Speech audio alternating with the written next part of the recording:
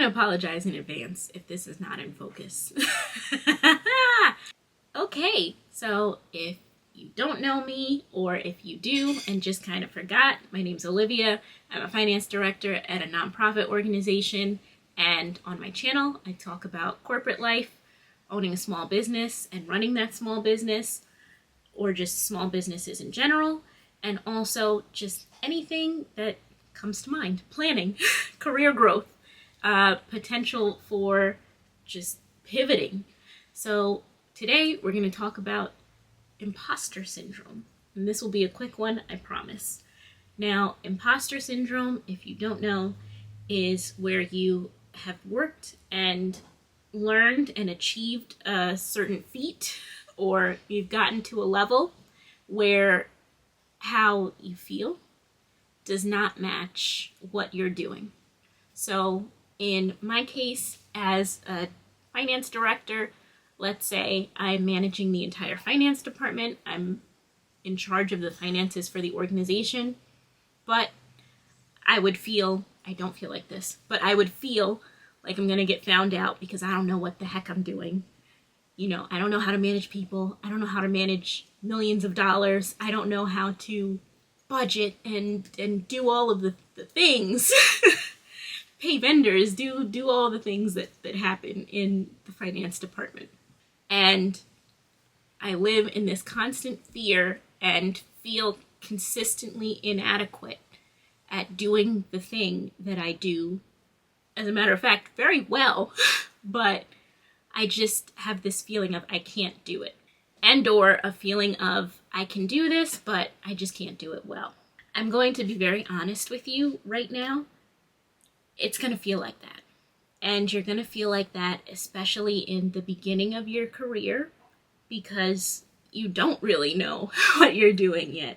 You don't know how to do certain things. You don't know tips and tricks. You don't know how to make things faster and more efficient.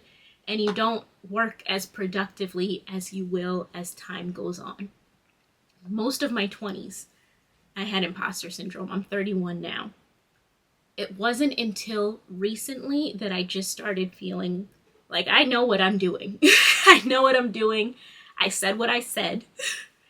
And I believe this is the correct course of action based on my knowledge and experience. And I stand 10 toes down on whatever it is that I say at that point in time, based on the knowledge that I have, the experience that I have, and maybe the discussions that I have had, or the understanding I have come to. And I did not have that type of confidence 2, 3, 4, 5 years ago that I do have today. And there comes a time where your mindset will shift. I wish I could give you something more tangible to hold on to, but you really need to be present. So if you're into meditation or just mindfulness, I suggest journaling or just maybe even keeping a log of what it is that you do day to day, or high level what it is that you do for work, because I can sit here today looking at some of the things that I do and say, wow, I really did that. 2 years ago, I couldn't do this at all. Or 2 years ago, I had no clue what I was, or 4 years ago, I had no clue what it was that I was doing. Or 5 years ago, I didn't even know this thing existed. So it helps to have a journal. I have notes in front of me right now, actually, not on imposter syndrome, but just journaling thoughts that I had, or insecurities, things that I was worried about. And I look back on them. Do I have my journal here? I look back on things that I wrote in my actual personal journal, and I think, wow, I have come so far. And I think with each year, or maybe even each quarter that goes by, and I go back and I look and I read, I realize how much I have done, whether it was intentional or unintentional, in order to grow. And I think seeing that growth, it may not be immediate, but getting to a point where you can look back at something, whether it be your writing or if you do YouTube or you just make videos, TikTok, Instagram, or just for you, you can look back and see, wow, how far I have come. I did that. And maybe you need to start doing that now. Maybe you need to start journaling. Maybe you need to start recording yourself. Maybe you just need some type of level set to know where you are right now in order to look back one day and see how far you've come. So, imposter syndrome, I still get it sometimes, especially when it comes to something new that I'm learning or doing, especially if you get a new hobby, you're trying to learn a new skill like a new language, or like sewing or something, for example. I wish I could tell you that it's easy, but I think the more you challenge and push yourself out of your comfort zone or to do things that you've really always wanted to do, your mindset starts to change and you start to realize that imposter syndrome is indeed a thing. And you're going to feel like an imposter whenever you start anything. But the more you do it, the more you practice something, the better you get at something, the more it fades.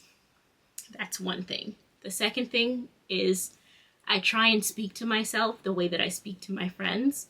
So if my friend is calling herself stupid, I'm like, no, we don't talk like that. You're not stupid. Because I genuinely don't believe that my friend is stupid. So why am I saying to myself, oh gosh, you're so stupid, you forgot this? If I don't think that I'm stupid, I don't think I'm the smartest person in the world, but I definitely don't think I'm stupid either. And negative self-talk constantly just wears at you.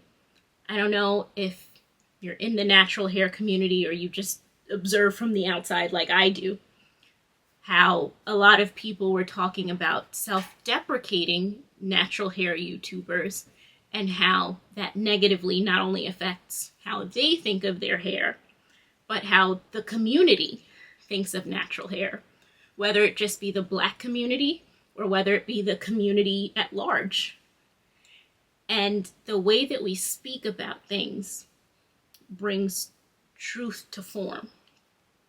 That's not the phrasing I'm looking for. I'll think of it and edit myself in. Editing me here, I was thinking truth to power. I was thinking truth to power in that moment, and I don't know why I didn't say it, but it's truth to power. Our words have a lot of power, and we need to be more careful about the words that we choose, not only with other people, but specifically with ourselves. And I think the more kindly I spoke to and about myself, the more I kind of watched that imposter syndrome fade, and the more that insecurity and that fear of people finding out I shouldn't be in the room fades away. Because another thing is, I don't know if you've seen this clip with former President Obama. I will put it in here somewhere. We always tell them, do not let people think you do not belong.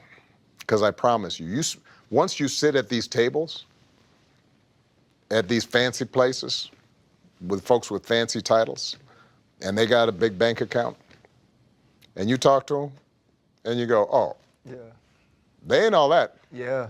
Right? This idea that somehow they are so special, they're so smart, they're so sophisticated, not really. They've been exposed. They've been given the confidence of feeling like they belong. But if you sit down and talk to them, turns out, they just folk. Yep, normal people. Normal. He says when you get into those rooms with all of these high-powered people or these people that you think are just super smart, you realize they're not. You realize, you're not that smart. Or you're just not who I thought you were. We conflate so much what we think other people to be, or what we think the world to be, or just how we think of high-powered, high net worth people to be.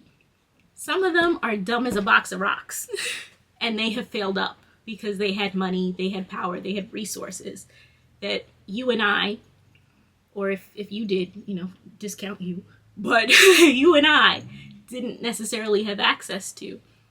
And you start to realize you have the potential to create your own reality and what you think of yourself and the world.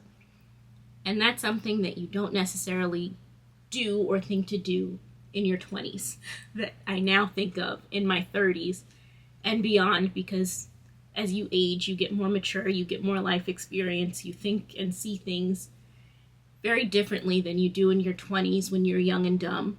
And if you're in your 20s, I'm going to tell you right now, you're just young and dumb. You can be mature, you can be thought-provoking, you can see the world more deeply than some other people, but you're young and you're dumb, and that's okay.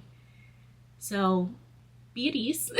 Know that imposter syndrome can fade, but in addition to just experience and learning and being self-assured, you do have to put some work in to speak to yourself and about yourself in ways that will get you to feel that as well. So that way they converge and you're feeling confident and assured in yourself, especially if your parents didn't give you that assurance, or your family or your friends. Because sometimes parents, family, friends, they can be our biggest haters, and not intentionally, but they just might not be able to see the vision or what it is that you want to do the way that you want to do it. So take heed, be alert and of sober mind, as the Bible says, and really think about what it is that you do, how well you do it, and big up yourself, talk yourself up. Don't be afraid to push yourself or step out of the box that you've created around yourself, because you can overcome imposter syndrome. It will creep back in. It does creep back in every so often. But remind yourself, you're that one. You're not the one or the two or the A or the B. You're the.